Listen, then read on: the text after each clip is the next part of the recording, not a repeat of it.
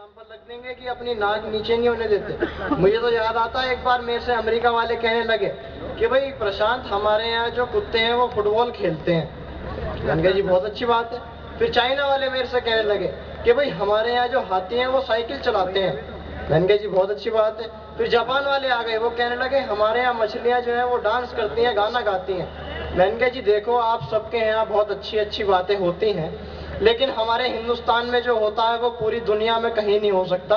बोले तुम्हारे हिंदुस्तान में ऐसा क्या होता है? मैंने कहा जी हमारे यहाँ गधे सरकार चलाते हैं।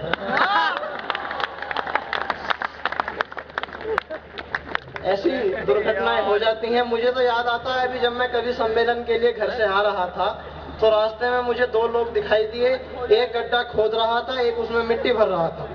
अब मुझे ये बात समझ में नहीं आई। मैंने कहा यार, एक गड्ढे में से मिट्टी निकाल रहा है, एक उसमें मिट्टी भर रहा है, इसका फायदा क्या हो रहा है? तो मैंने उनसे जाके पूछा, मैंने कहा जी यार एक बताओ, आप कर क्या रहे हो?